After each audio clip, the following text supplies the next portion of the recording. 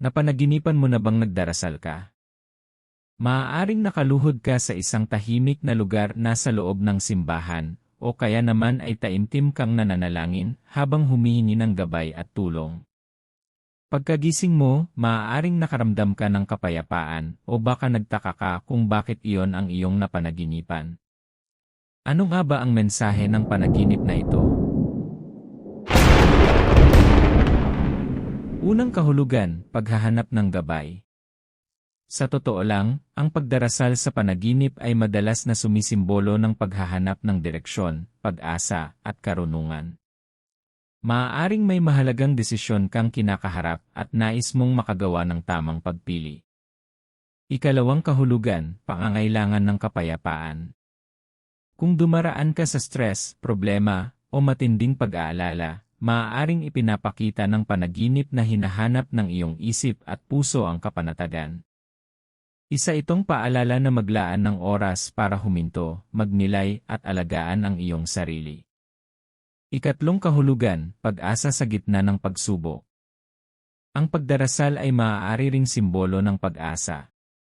Kahit nahihirapan ka ngayon, maaaring ipinapaalala ng panaginip na huwag agad sumuko at patuloy na maniwala na may paraan upang malampasan ang mga hamon.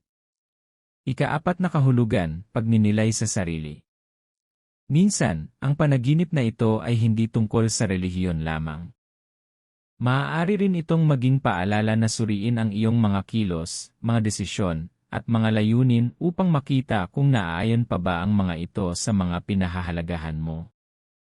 Ikalima, depende sa nangyari sa panaginip. Mahalaga rin ang detalye. Kung taimtim kang nagdarasal, maaaring naghahanap ka ng lakas at malinaw na direksyon. Kung marami kayong sabay-sabay na nagdarasal, maaaring simbolo ito ng suporta mula sa pamilya, kaibigan, o komunidad.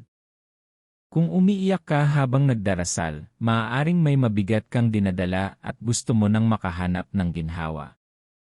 Kung nakaramdam ka ng kapayapaan pagkatapos manalangin, maaaring senyales ito na unti-unti mong matatanggap at malalampasan ang isang pagsubok. Ika-6 na kahulugan, pasasalamat. Kung masaya ang iyong pakiramdam sa panaginip, maaaring hindi ito tungkol sa paghingi ng tulong, kundi tungkol sa pagpapahalaga sa mga biyaya at mabubuting bagay na mayroon ka na. Sa totoo lang, ang panaginip tungkol sa pagdarasal ay hindi otomatikong nangangahulugan na may mangyayaring mabuti o masama. Mas madalas, ipinapakita nito ang iyong emosyon, pag-asa, at paghahanap ng lakas sa panahon ng mga hamon. Ang kahulugan nito ay nakadepende pa rin sa iyong personal na karanasan at sa mga detalye ng panaginip. Kaya kung napanaginipan mong nagdarasal ka, tanungin mo ang sarili mo. May sitwasyon ba sa buhay ko na nangangailangan ng mas malalim na pagninilay, pag-asa, o lakas ng loob?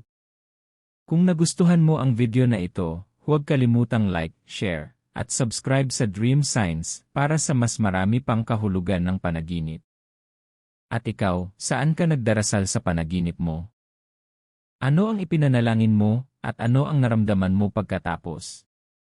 Ibahagi ang iyong karanasan sa comment section. Hanggang sa susunod.